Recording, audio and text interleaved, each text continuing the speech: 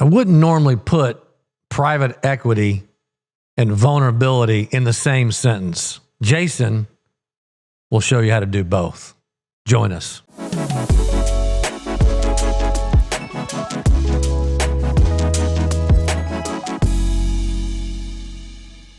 Welcome to Decision Points. I'm Doug Hudson. I'm Scott Wood. And welcome Jason Downie, managing partner and co-founder of Tailwater Capital. Thank you, Doug. Thanks for joining us. Yeah, thanks for being here, Jason. Absolutely. Happy to do it. What's been happening in your world Fresh lately? off spring break. We Oh, were you just are? talking about it, yeah. Fresh off spring break. Yeah, we are, well, as you know already, we're energy-oriented private equity, so our world has been, it's been a pretty interesting 2 years, let's just say it that way. But it's good, busy and good. Yeah. How was spring break? It was good. Yeah. You know, we have 4 kids, and our youngest is a freshman in college, and so this was the first adult-only spring break that we've had in a long time. So we had 4 couples skiing with no kids. Oh, wow. And, yeah. I was going to ask you if you had all 4 kids with you. No, You had no. 0 kids We had with you. 0 kids, and it's surprising. I'm not nearly as in shape for that kind of activity as I thought I was. I'm much more in managing kids versus. It felt like we were in college again. Yeah, so that's good. fun. Well, walk us through the family. Tell us about your wife and kids and what's going on. Great question. My wife, Berkeley, we met in high school, although we were Where not was this? in Houston. Okay. We went to a school in Houston called St. John's and went to the University of Texas together. Didn't start dating until college, so we were just friends.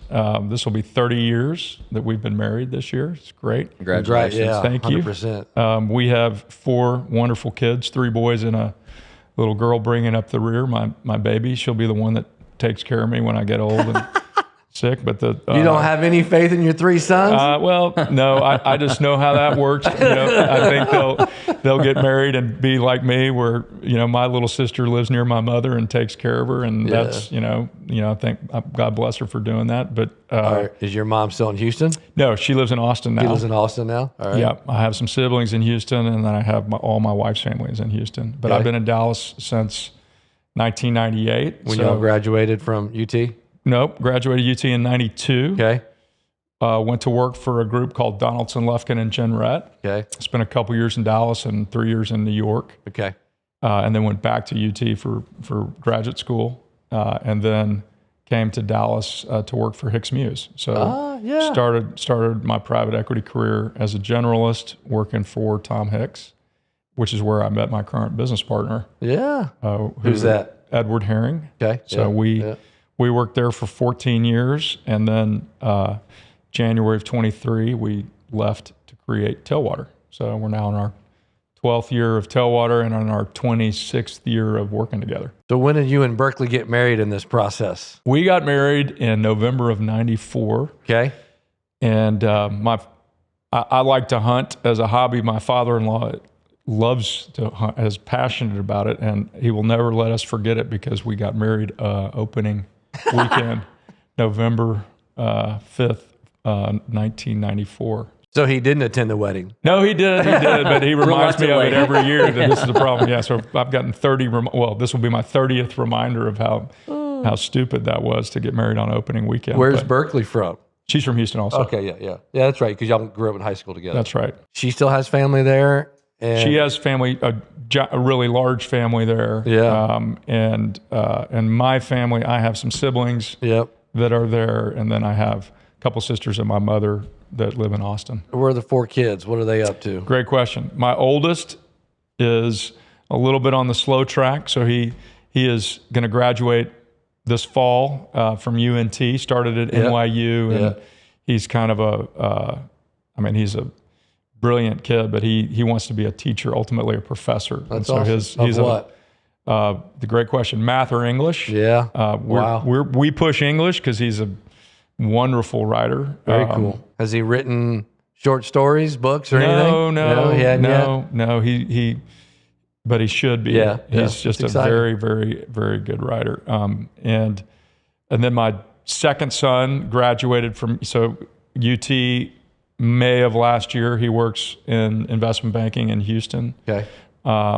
My third son is a junior at UT, just got into their master's in finance program. So he'll start that this summer and then do his senior year and then have one more year to get that master's, because he is an education major. So he is wanting to get more business exposure. Yep. Which is a cool program. It's interesting. A lot of schools are doing that now, and it's something we're seeing a lot in terms of the recruiting profile of kids. And it's an interesting thing that I think is pretty valuable, because you're getting a kid that's a little bit more well-rounded and, quite frankly, a little more mature. Yeah. Interesting. Which is interesting. Yep. And then my baby is my daughter, who is a freshman also at UT. My wife and I went to UT. So Yeah. Do they have any other choice? No, they obviously did. your oldest son went to NYU. Yeah. But then the Texas thing brought back. And they all had a choice, of course. We were fortunate that they were all capable of getting in. Yeah, exactly. But that has been really fun, because we've spent a lot of time. It's interesting to kind of track your peers, right? And I have a lot of really good friends from undergrad that have kids at UT. And so it's been kind of a big reunion cycle, kind of having our kids go there. Yeah, 100%. It's a spot that you in Berkeley made memories, and now you can continue.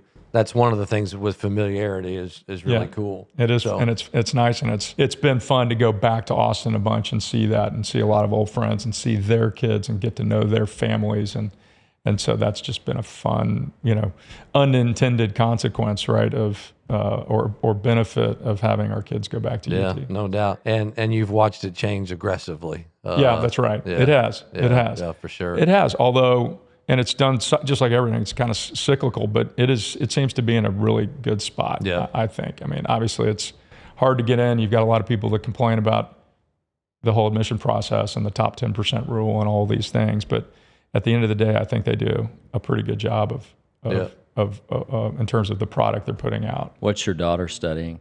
She wants to be exercise science is what she's studying. She wants to be a physical therapist. Oh, very cool. Yeah, and so she is also in the College of Education, but because she wanted to be, her immediate older brother is kind of there because that's the way he Get in. Yeah. Hey, you do what you got to do. You do what you got to do. That's right. 100%. That's great. What were you into, Jason, growing up? Sports, music, arts, all the above? What were you into? God, that's a great question. Primarily sports, Okay. Not art.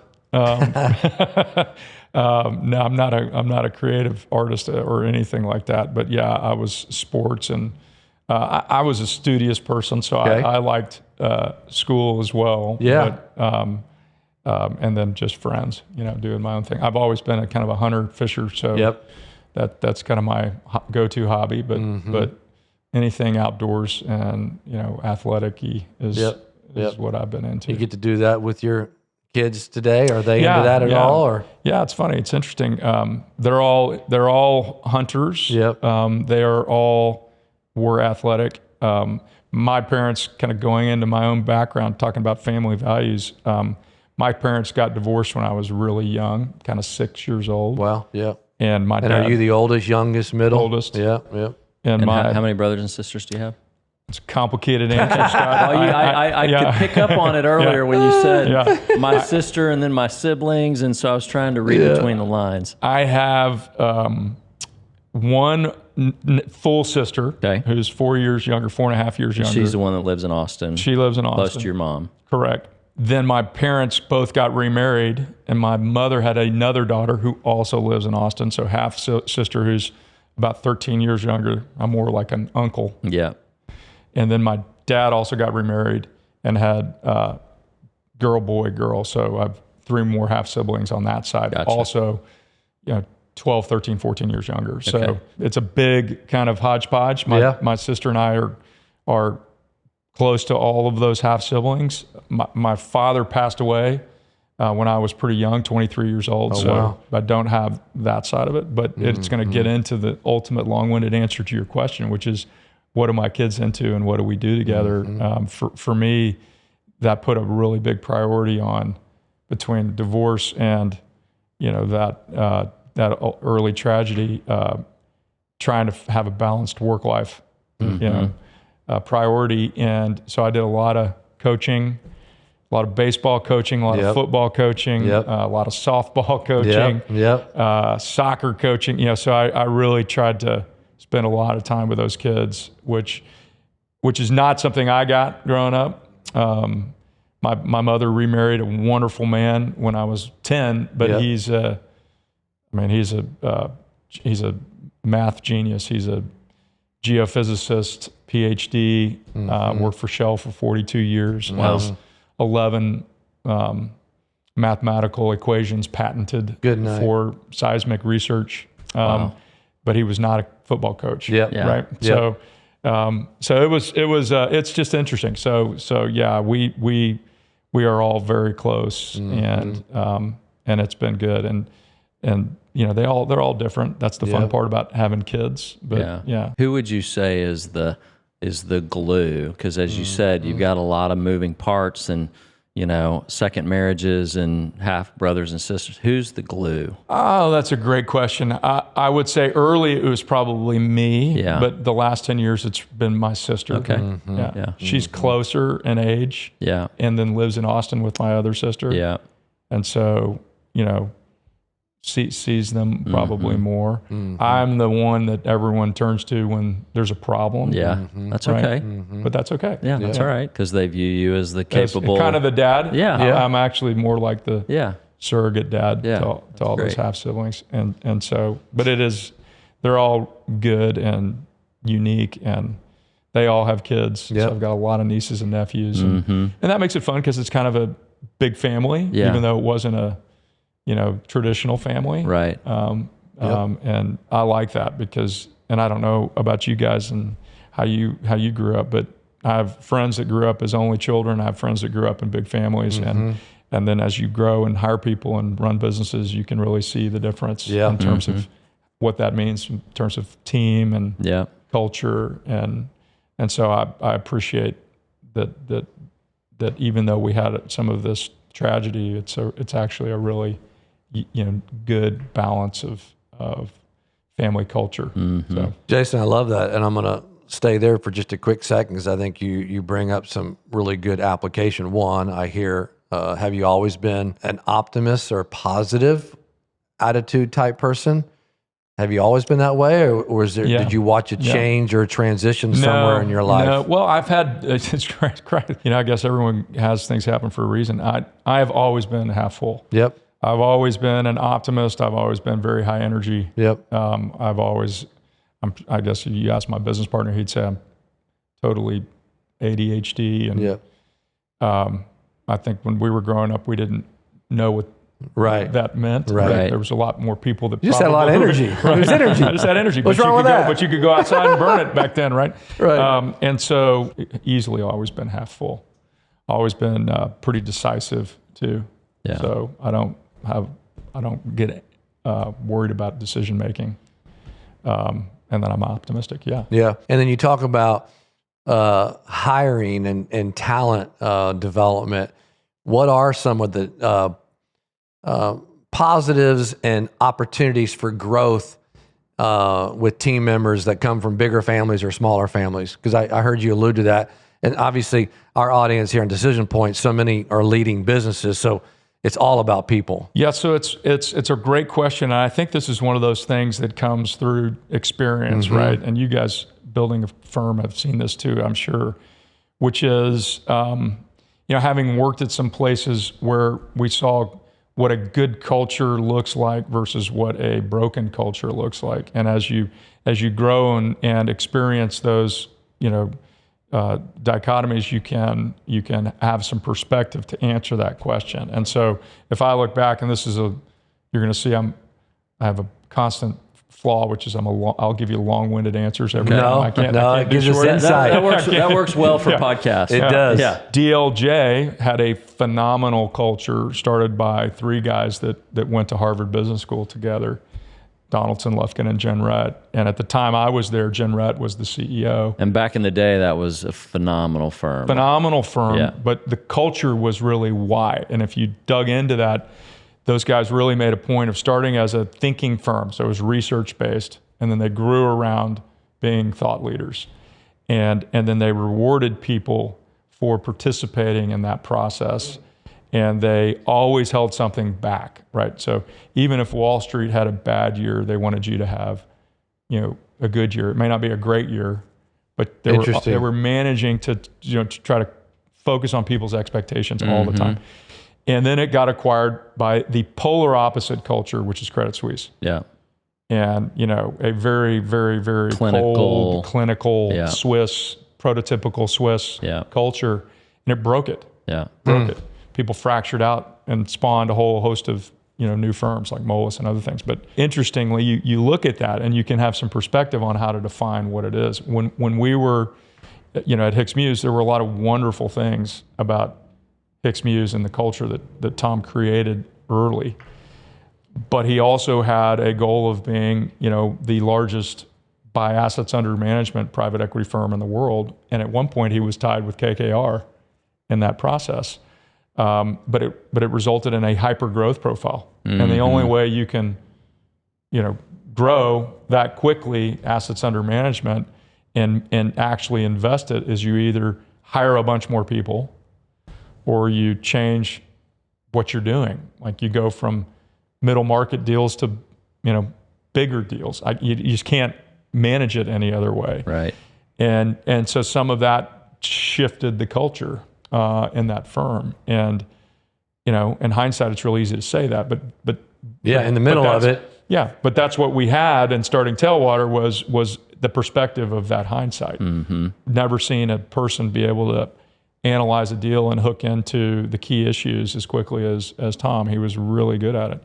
He was also a eternal optimist. But it was the growth and how you manage that. So a lot of lateral hiring and changing our deal style led to some underperformance. And when we look back at our business, and so you kind of put all that context together to get to the answer to your question, which is, in our opinion, and this is just one group's opinion, you got to put a canvas together that allows people to work together in a way that they're excited, where they respect their peers, where they're not where they're in a competitive environment because we want people to be energized and working hard and excited, but they're not in a backstabbing environment, right? And so how do you collaborate versus compete? And you don't want groupthink, right? You want multiple opinions. You want different experiences and perspectives. And so that's just you got to be, at the end of the day, you got to be intentional. And so this is where you start to notice things like, what does an only child personality look like relative to someone that's the third or fourth out of 5 or 6, right? And how they interact and relate, and what are their quirks and idiosyncrasies, and so we just watch that, and it's a pattern and it's a canvas, and you've just got to manage it. But at the end of the day, what you then do, or at least what we did, was we created a foundation, which is we're going to reward people for participating in the process, and the process that we're going to define as being good decision makers, because we are raising private equity funds that will have somewhere between 8 to 12 portfolio companies. And so you're somewhere between 8 to 12 good decisions away from being successful in a very simplified perspective. And so we have a firm where we really want everyone, from the associate that's got 2 years of banking experience to me or my co-founder partner, Edward, who have 30 years of experience, to participate in the process of making a decision on a deal. And so we go through a whole sequence of that, where we have a forum for open dialogue, where people feel comfortable talking, that ultimately progresses into a much tighter group of people who can make the hard decision at the end of the day. And you don't want people to be in a position where they can't speak their mind when they have a negative point of view. And anyway, so you tumble all that together, and I guess that's my answer to your question. It was a phenomenal answer, and I think a couple of things, and I think you hit on it some there, Jason, on the pragmatic. I love the collaboration versus competitive. Maybe, and then after I ask this question, I want to go back to some of your steps in the journey, but I don't want to forget this. Is there a story, Jason, where a younger associate he or she had real input that potentially changed your all's opinion? Is there a scenario? Because I love that everyone on the team, the opinions might be weighted slightly different. One has, but they all have a chance to participate. Is there a story that comes to mind that maybe surprised you, that it went a different direction, or there was you really saw a benefit in someone's perspective that you may not have otherwise received? You know, that's a great question. I'm sure if I thought about it long enough, there'd be a host of examples. There is a recent example that comes to mind that I'll share around that from I'm going back to try to put it on an associate. So how did an associate actually impact decision making at Tailwater relative to top down? Right. And we try to, it's similar to you guys. We are in the process of, quite frankly, I'm going to come back to you guys and noodle on how to do podcasting, because we're priding ourselves on what we are trying to be as thought leaders. Right. And 100%. so we do a lot of fundamental in-house research, and we don't publish them, but we've done 27 or 8 white papers. And it's because the energy landscape is so complicated and changing, right? And so you got to understand what's happening. And you guys have a front row seat to it. So it's real easy to make a mistake if you're not understanding how things interact. And so, for example, we're looking at how to participate in renewable fuels, right? It is we think fossil fuels will be here for materially longer than anyone thinks. Well, I shouldn't say it that way. Than the current, sort of policymakers think, both here and in Europe. But we also think that the concept of decarbonization, or maybe doing it better, cleaner, smarter, is not going away. People are, especially in America and Europe, are going to manage good stewardship corporately, but also environmentally. These will coexist for a while. They're going to coexist probably for as long as we're around. Well, I think look, 600 million people in the world still cook with firewood. So fossil fuels are going to take a lot longer to go away than firewood. Never heard that stat. Interesting. So, so it's going to be around for eons probably. But the punchline is, okay, let's look at renewable fuels. This is a way where we have a core energy expertise. For concept, there are biofuels and there are renewable fuels. A biodiesel is very different than renewable diesel. A biodiesel is made from plants. It cannot be blended with traditional diesel. It has a different shelf life, really tough investment.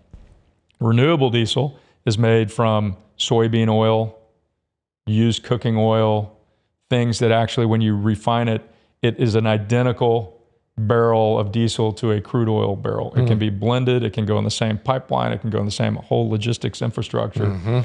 So we said, we're not going to reinvent the wheel. Let's look at renewable diesel as maybe an opportunity to invest capital around a strategy. The challenge is it still requires subsidies to make it work. It is not cost competitive to traditional diesel. And the only market in the United States that's actually doing this aggressively is California.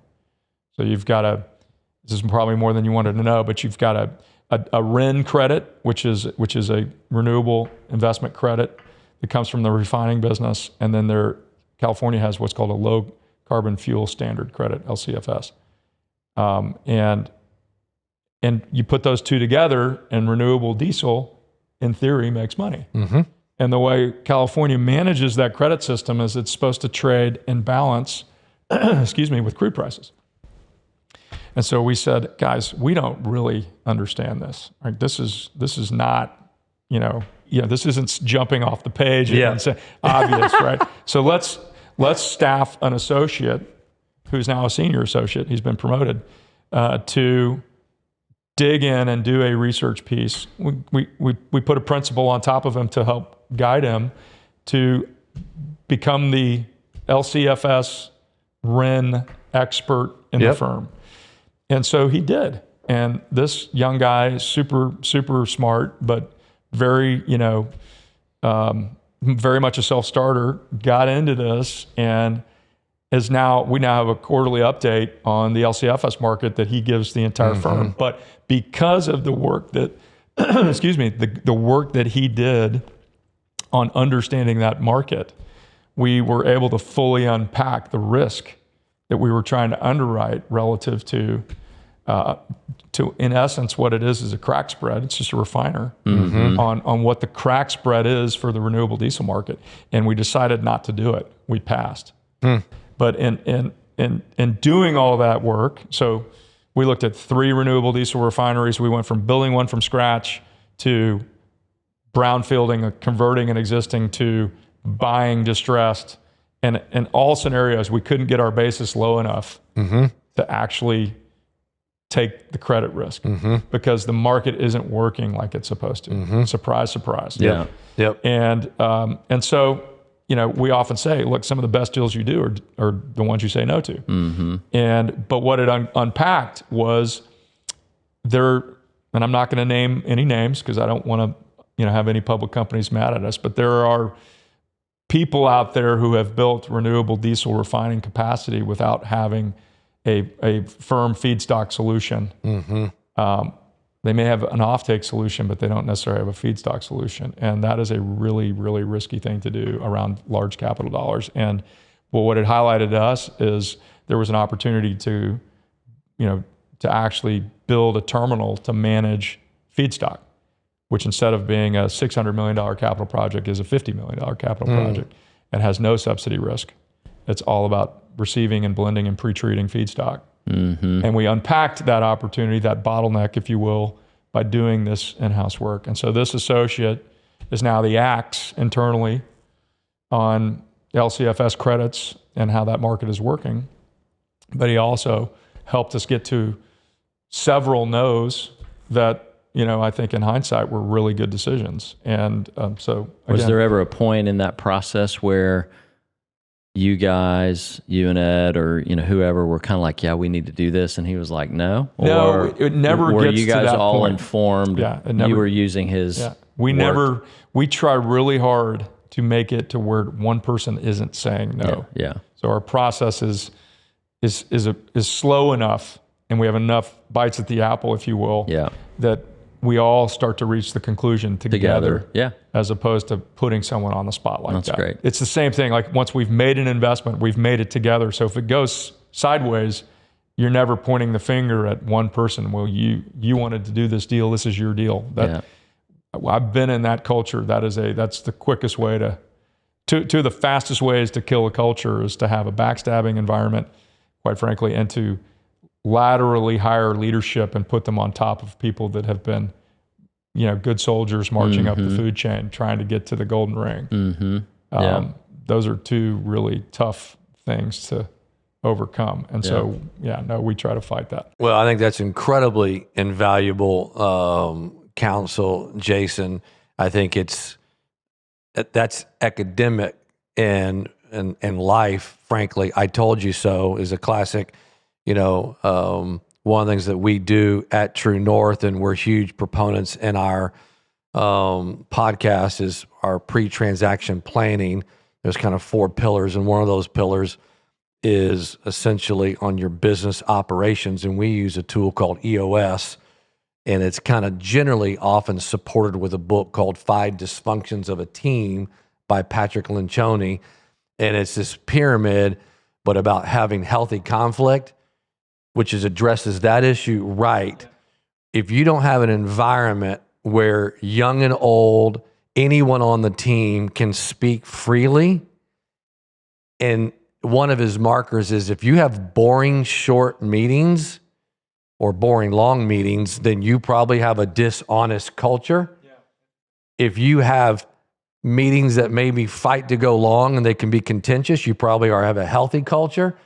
Because what happens is you get into groupthink, someone just unwilling, no, I don't think this is going to work. And so they side chatter. So now it gives them the opportunity a year later to say, I knew that wasn't going to be a good idea. And that is cancer of all cancer. How do you all pragmatically fight that? I think you've given us some ideas, but is there any more pragmatic, Jason, in there?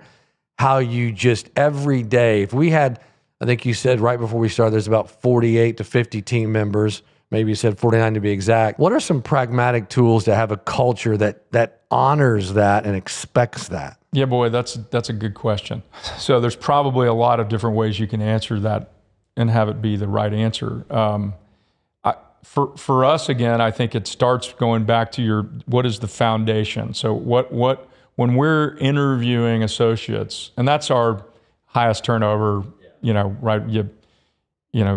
Private equity is probably similar to you guys. There's not always an opportunity to move up. Right. It's kind of a timing issue, and we'll come back to that because we've thought of some ways to try to help create growth opportunities. Track.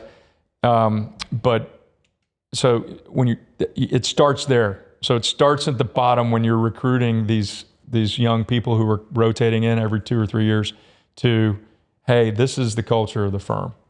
You may not believe it because you're just coming out of a banking environment where you were just crunching numbers. No one lets you do anything but build the model. Yep. We actually want to hear, you're getting hired because we think you're smart. Yep. You're getting hired because we think you have horsepower. Mm-hmm.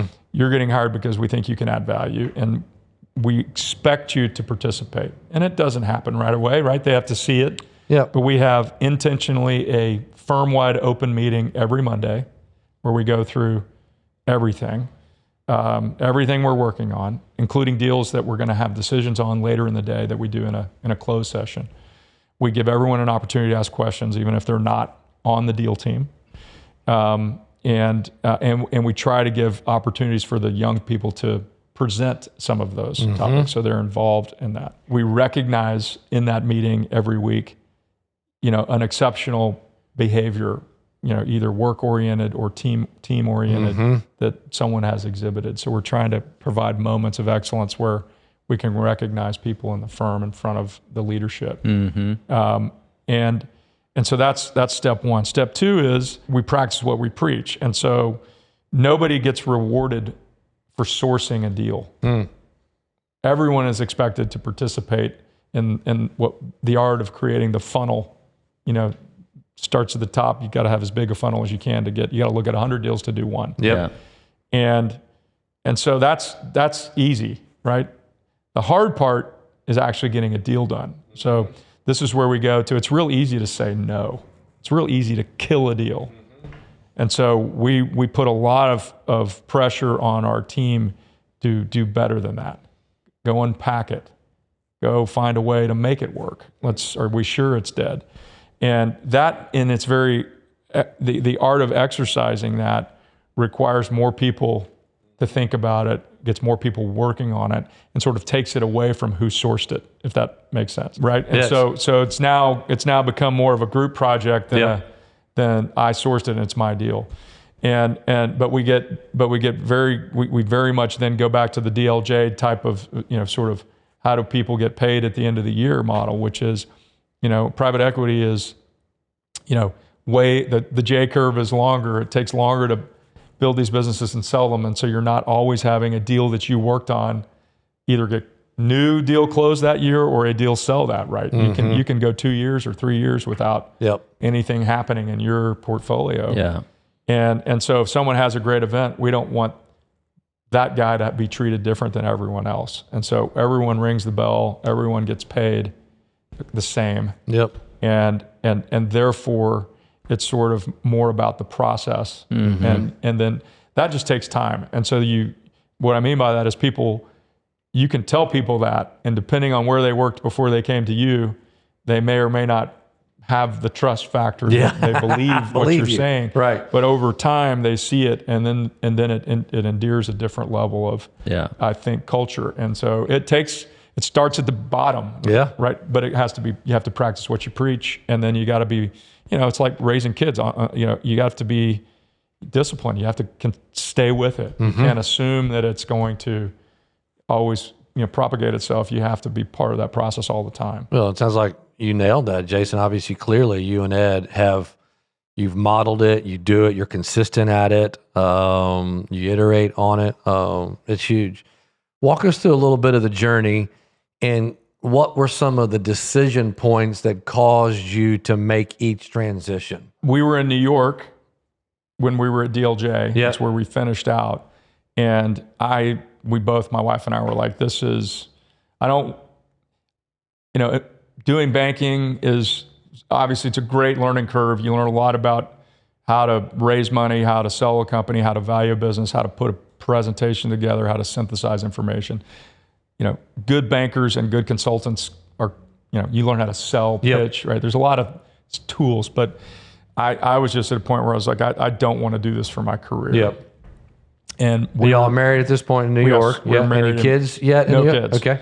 And so, which was probably a fun time to be in New York. It was for awesome. y'all. Yeah. My father-in-law did the same thing, and he was like, New York is really, really fun when you're dirt poor or filthy rich. But if you're in between, it's not. You're in the murky middle. And so we were in the dirt poor category, and we had a blast, and we had no kids. I cannot imagine raising a family in Manhattan. I think that would be really hard.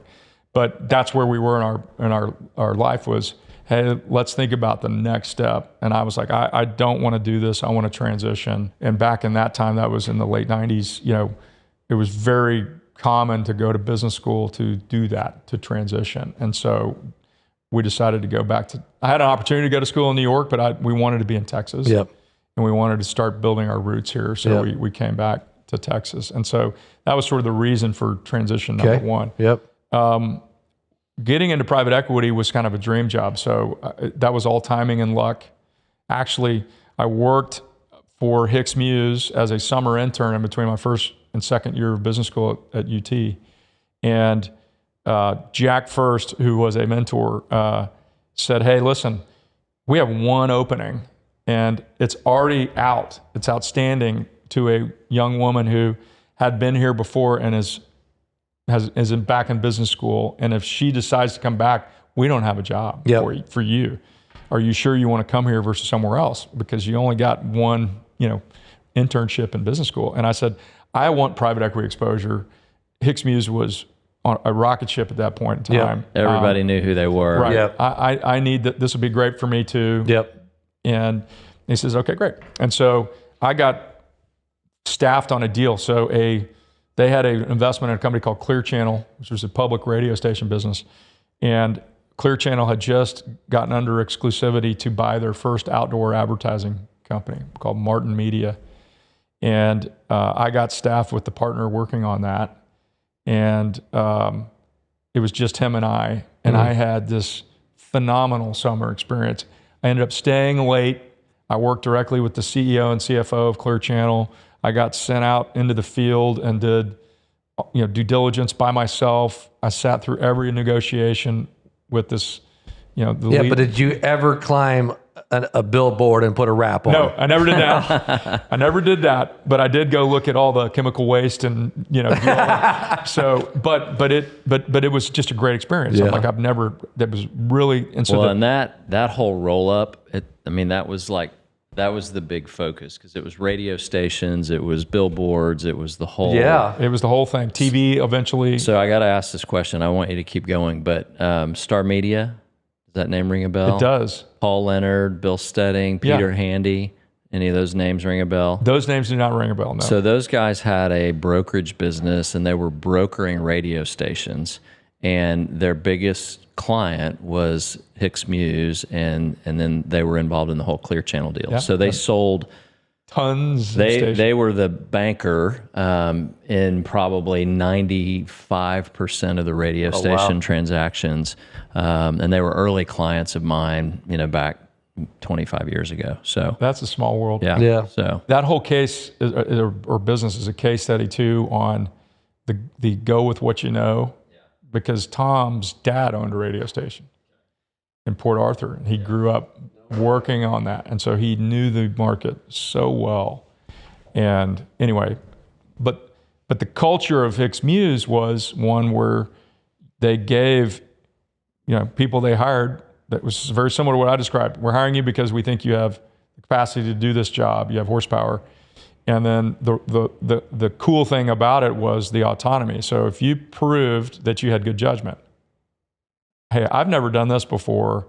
This is the way I think you should do it. But before I go, I just wanted to talk to you about it. Jason, you're on point, go. That one conversation gave me more responsibility. I got more rope because of it, and they would let that go. And then we do the same thing because it really differentiates these young folks and gives them a different exposure that it'll surprise you. Some of them are super capable, but it also creates this culture. Anyway, so that was so good. I was like, boy, I would love to go work here. And sure enough, she says, I'm going back.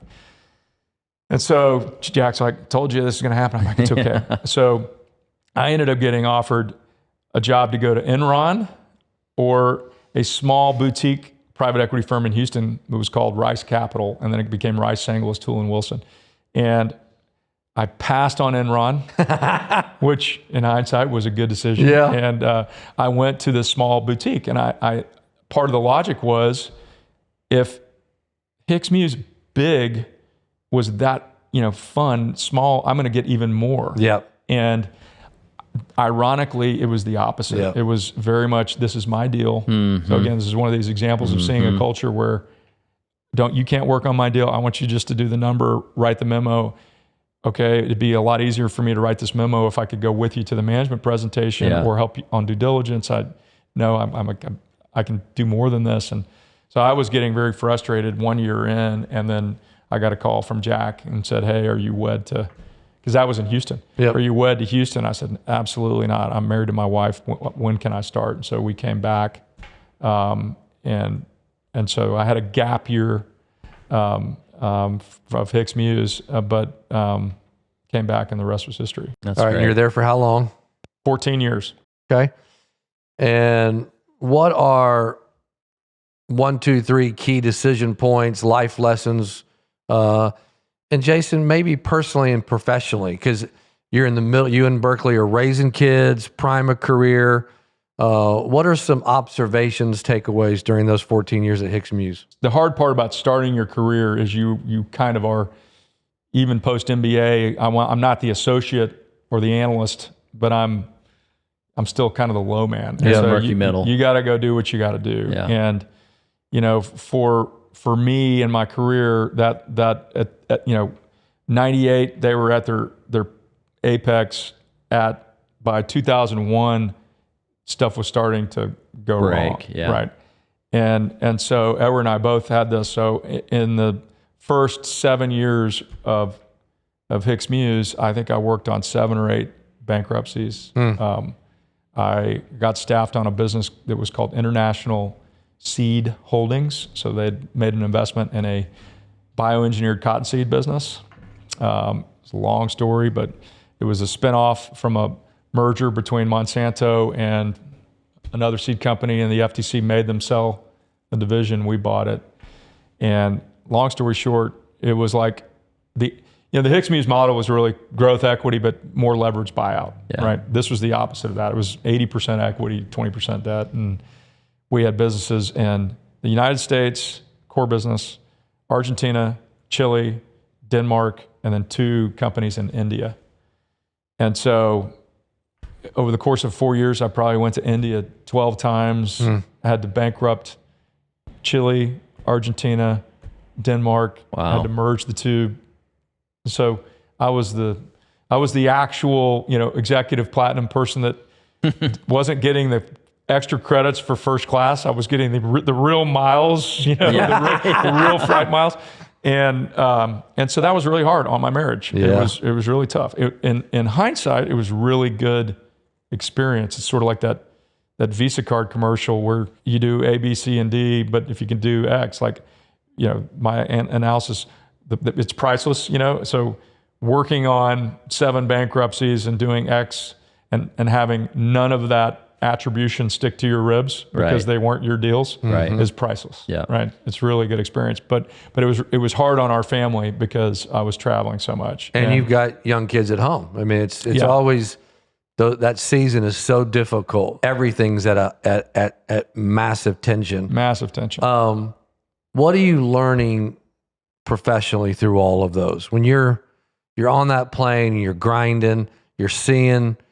What are business takeaways that you're saying, I'm not going to do this, or I'm definitely going to do it this way? What are you learning? Yeah, well, I mean, every experience is a little bit different, but what you do learn, and so one of the things that we tell our limited partners that even though we're a middle market firm, we have this bulge bracket experience.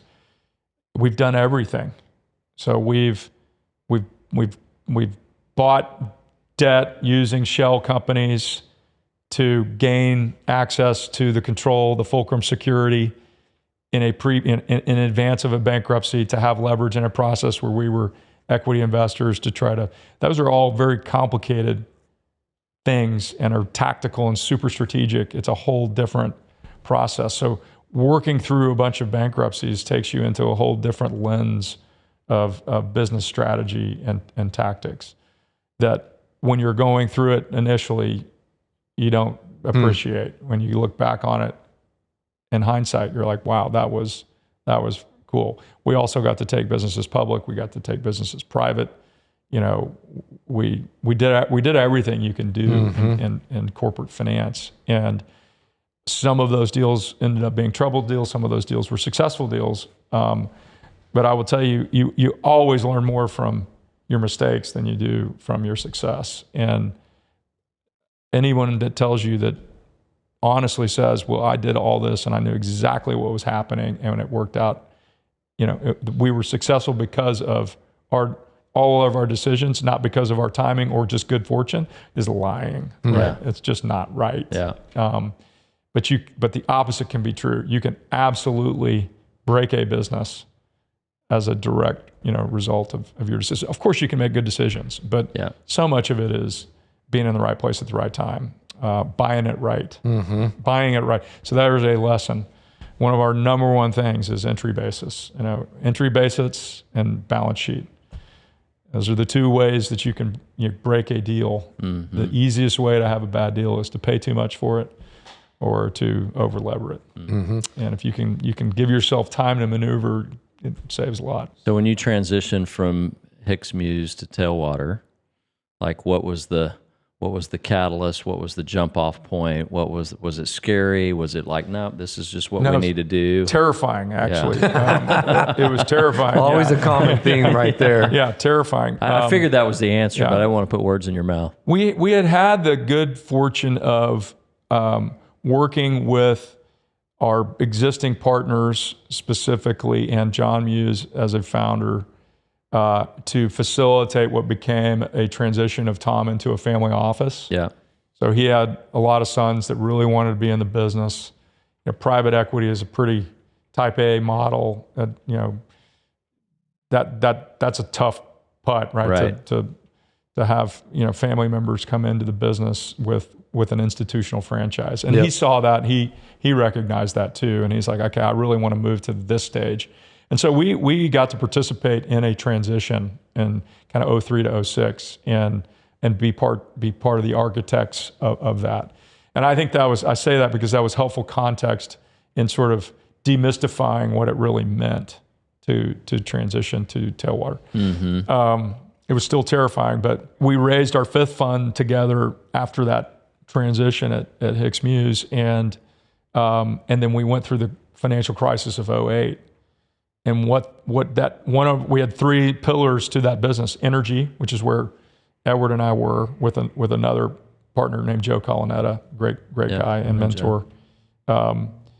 We had a media platform, and then we had a kind of consumer products, so food and bev, really, which were the three areas where we had the most success, where we had the deepest bench of management partners to go to and experience in transacting. So that's why we picked those three sectors. But the media sector had been going through this sort of slow bleed from bricks and mortar to tech. Yep. Yeah. But it was a really slow, high cash margin business, like directories, for example, even newspapers.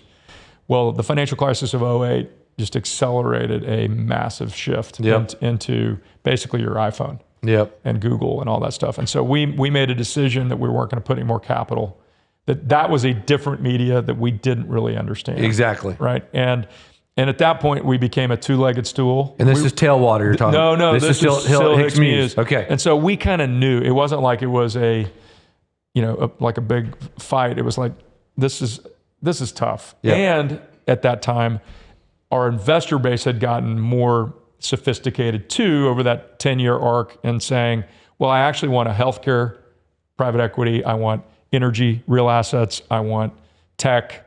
I want. So they were getting. So having a hodgepodge wasn't necessarily, especially with food, food, bev, and energy that just didn't fit. So we had all been kind of saying, hey, what are we really going to do next? Okay, so I say all that as context because we didn't just wake up one day. Interesting. Yep. We had kind of 6 years to think about it. Yep. 6 years to save money, 6 years to be ready to kind of fund this out of our pockets, and but it was still terrifying. Yeah. It always, we hear it all the time. You can have this business. I mean, you all knew you had 6 years you were saving money. I'm sure you didn't know that you were going to have a full 6 years. You can have a business growing on the side, but to leave that steady paycheck, that steady, what to something that's still a lot of unknowns. No matter how well you can prepare. It's jumping off of the cruise liner to what looks like a dinghy down there. Right. It's terrifying. And I think that's so encouraging to our listeners to know that's a really normal, that is the norm for sure. It is absolutely the norm. It doesn't matter how much pre-planning you do. It doesn't matter, what you think you're going to feel. It's terrifying. And maybe even if you've even raised some capital or you've got a little minimum viable product. Which we did, by the way. We agreed to manage the remaining energy investments down, but it wasn't, so it really was enough to cover a little bit of overhead, but it was still like, you're making a bet that you can go raise the next fund. Yep. And can you really do it? And how long is it going to take? And then it's a big sales job. Yep. Convincing people to come get on that dinghy with you is not necessarily easy. And we were fortunate. We had some early talented people that some had worked for us before that believed in that we could do it. Yep. But the hindsight of that is also it was fun. If you actually look back on those early years, we were having more fun then probably than we had ever had in our careers. Yep. Even with the uncertainty, because you were building something that was yours, but we also wanted this to be something that lasted beyond just me and Edward. It's not our names for a reason. And we've tried to communicate that overtly and often to our younger partners. We have 3 younger partners that that this ultimately is a firm that we want to hand off and have it go off into the future. So you start Tailwater what year? January of 2013. Okay. Yeah. How many people when you started? You and Edward and me and Edward, another young guy who joined us, who had worked for us at Hicks Muse, but had gone back to. Okay, here's a risk. Went back to Stanford Business School. Coming out of Stanford, instead of going back to a bigger private equity opportunity, he joined you guys to be entrepreneurial. Yeah. And so that's a super marketable guy that 100% took it. So he was our first hire, and then we had he was a principal, another principal we hired, and a CFO, and an executive assistant, all within the first kind of 7 months. And so that was the original Tailwater. And it's amazing how. And then what was your first fund that you raised size-wise? Let me just say this. We have 3 core strategies right now, and that's hopefully going to continue to evolve. But we have what is our flagship, which is really energy infrastructure. Started off as only think MLP stuff, midstream type assets. Historically, and that's where you're traditionally backing a team to either build something from scratch or buy an asset and grow it. But you're partnering with a management team, sort of traditional private equity. We had done that on E&P, and we had lived through the beginning of the shale revolution and seen the capital intensity of that. And so our opinion, we were early on this, but it just played out, was that's not a private equity game anymore. That is going to be a really big boy game. It's lots of capital, and you got to be ready to drill everything, which historically, private equity, energy, E&P was lease it, delineate it, flip it. We were like, that's going to go away. And it has now. We were early, but it has. But we still loved the returns of the shale. And so we started a fund that participates alongside the operators. It's called a non-operated working interest fund. And so we're, in essence, think of it as helping to finance drilling. Yep. And then we just recently, a year ago, started a royalties fund. And I can tell you why we waited that long, because we wanted to be differentiated. But that's our core strategy. And so but they're different in the sense that, back to your question, what was the size of your first fund? So we raised our first flagship fund and our first non-op fund at effectively the exact same time. And the first non-op fund was $125 million, and the first flagship fund was $450. So reasonably good size for first-time fund. And then we have since raised a $650 and a $1 billion flagship fund. And then we raised a second non-op fund at $225. We're now in the market for our third. Those funds originally were recycle, so we could recycle for a long period of time. So we didn't end up needing to raise more capital. The market's kind of moved away from that, so we're going more to just immediate distribution. And so we're raising a third non-op fund. And then we raised our first royalties fund last year, which was 105, and we're out again for 200. So that's kind of the platform. They're all interrelated. You know, the pitch is we're very data oriented. So if you're going to build a midstream pipeline, if you think about it as infrastructure, that's your toll bridge. The traffic on your toll bridge is hydrocarbons. Hydrocarbons are naturally depleting. So in order to understand what your traffic pattern is, you have to understand the rock. The best way to understand the rock is to have ownership, is to be underwriting wells and seeing lots of activity. And so what has turned out to be an incredible database for us is our non-op team, which is all E&P technical guys, and is now being run by a former Concho guy in conjunction with a former Pioneer guy. We've looked at 135,000 wellbores onshore U.S. shale. We've invested in over 1,000. We have 2,200 proprietary type curves. We've looked at 200 operators. I mean, we have a database. We know more about most guys' reserves than they actually know about their reserves. And that's now been the impetus to then start a royalties fund, because between non-op and midstream, we have 33 rigs kind of running behind everything. And so we just get a lot of, it's kind of a fun project, but it's an evolving data set. And so if you think about being data driven from a decision tree perspective, to us, it was the right model to do that. So the 450 on the flagship, the first one, that's a big number for a first fund. It was at the time. Yeah. It's since been dwarfed. Well, sure. But that's okay. That was 2013 or 14. We say this at True North a lot. I mean, you and Edward were two men in a truck, right? Yeah, that's right. I mean, you had some great experience, but it was two men in a truck. You go raise $450 million. How'd you do that?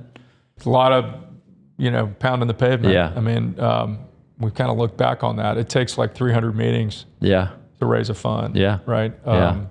We had... How much of that would you consider institutional and how much individual? We had a first close of that fund that was around that $120 million also, which was mostly family offices. And the balance of the fund would have been institutional. So call it 25%. So when you had the first close, were you and Ed were like, okay, this is going to work? Yeah, and something that we have, and this won't surprise you guys at all, something that we have done in every fund, certainly every flagship infrastructure style fund, is in a first close, have a deal or a few deals teed up, because it takes the blind pool away, and now it's not a blind pool. And that's obviously, for obvious reasons, super effective. And so that initial capital was seeding 3 deals. That then made the institutional raise a lot easier. It takes about, to raise a fund like that, it has taken us between 12 and 18 months on every fund. This most recent fund is going to be the hardest to raise, even though we've got, the most track record and experience. Correct. Yeah.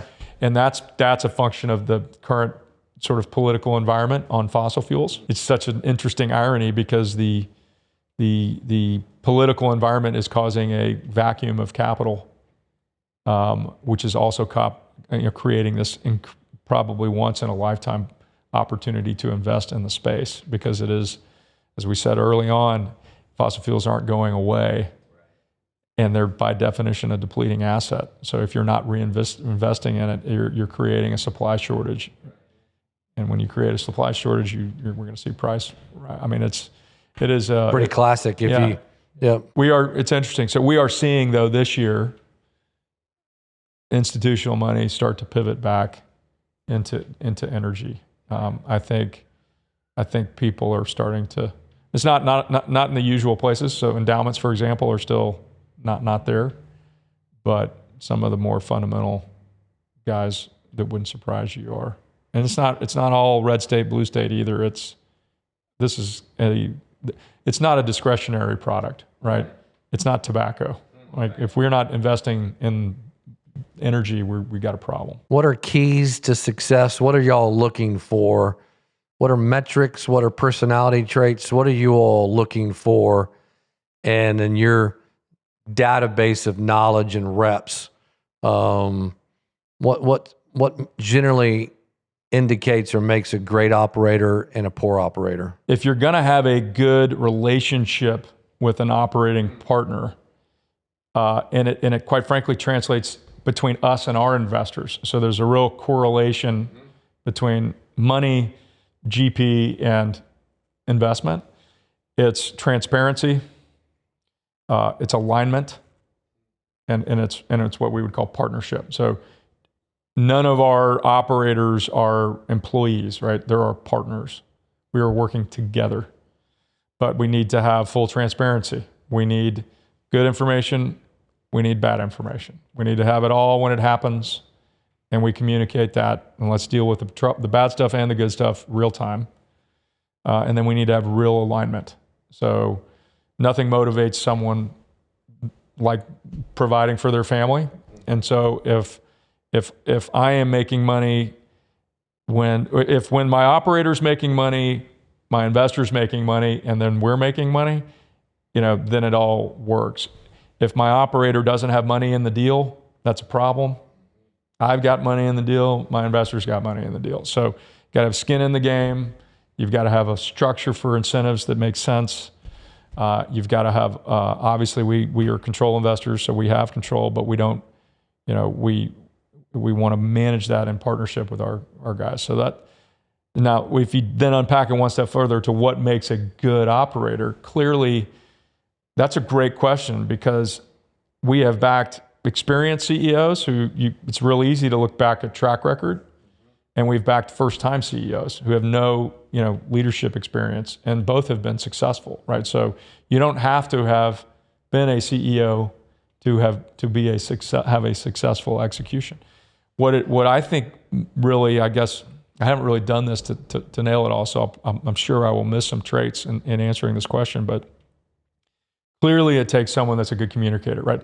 A really good CEO is a dynamic personality who can lead, who can sell. You got to be able to, you can't sell, you're not getting stuff done, and you got to be able to, understand, your weaknesses. So you got to be able to staff and hire, a team that actually collectively is the sum of the parts is worth, more than the whole, or whatever the right expression is. And so that's if you look, I think if you look across our portfolio, that's probably the most consistent thing. Not all of them have CEO experience, but they all understand their weaknesses. They all are good sales, like good commercial skills, understand how to motivate a counterparty, because half of this business model is either getting someone to sign a long-term contract with you or getting someone to sell their business to you. And then convincing us that the capital opportunity makes sense. And so that's why I'm digressing, but I go to my son, he's like, I hate investment banking. I said, yeah, but you're working for a really good group of people, so you like who you work for. You're learning how to do all these things, value a business, finance a business, sell a business, and you're working for a guy that's really good at selling. Like, he's a good pitch. You got to go watch him do this. And if you take all those skills, you can pretty much do anything, yep. Right? And that's what you see consistently with good CEOs. And I'll flip it on its head. Some of the flaws we see, like a really good engineer can be a badass investor in a physical asset. Like think of a gas processing plant. Like, I know how to do this. I know how to make it work. But one of the biggest flaws we see in an engineer is it's all math. Yep. It's black and white. Yep. There is no gray. Yeah. And it's this way or that way. I cannot be in the middle, and I get stuck, right? Because we all know the world is full of gray. And so finding those guys that understand that they need someone on their team that sees the gray, that they trust, so they can, And then last is, I take a page out of Brene Brown's book. It's vulnerability, right? If you can't admit when you're wrong and unpack that, then I think you have a leadership failing, right? And so we talk about that internally, because being vulnerable is not being weak, but if it's actually being courageous. But you don't feel it that way when you're being vulnerable, right? But when I'm vulnerable to you, the receiver often sees it that way, and the one being vulnerable thinks they're weak. And so once you kind of unpack that, and you see it, and you see guys who can say, you know what, I missed this, and let's figure it out. The easy way to say that is transparency. Like, let's have the good stuff quickly, but you can see it in good leaders, and so look, all that stuff just comes with time and experience. But that's why I think our young guys are like, we don't want you guys to go away soon, because we haven't seen all the things that so there's always, it's a lot of investing is the people. We sometimes say we're private equity guys and doing deals, but really we're adult babysitting. We're dealing with personalities all the time, and these are successful, type A competitive achievers, and you've got to manage them appropriately, because they deserve it. They deserve the respect of that. But it's still a lot of adult babysitting.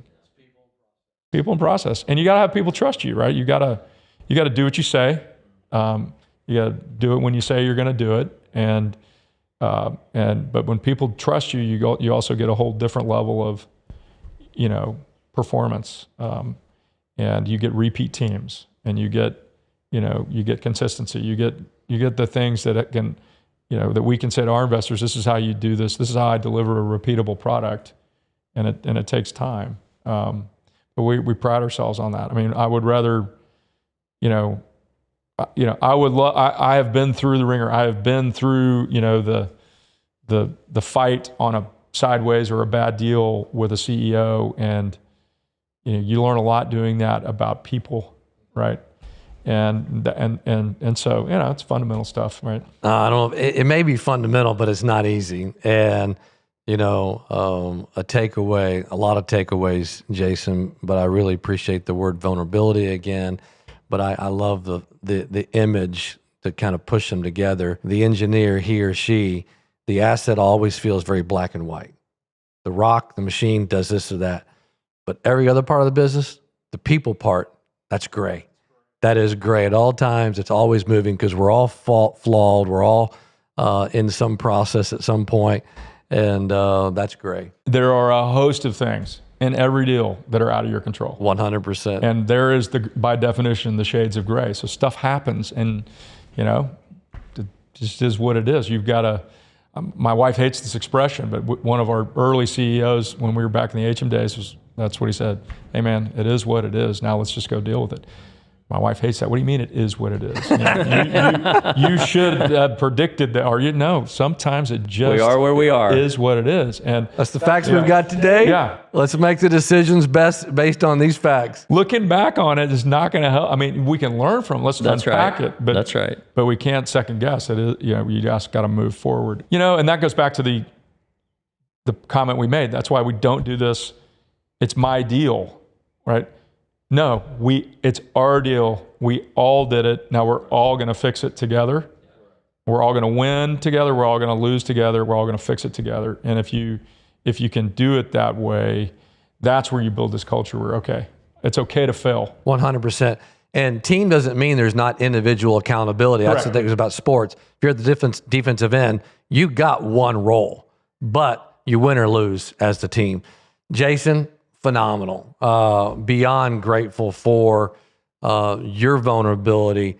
Clearly, it sounds like you and Ed are building a phenomenal culture, as well as you and Berkeley at home. So thanks for taking time to be on Decision Points. Absolutely. I appreciate it. Thank you, guys. Thank you, Jason. It's been fun. It's been great.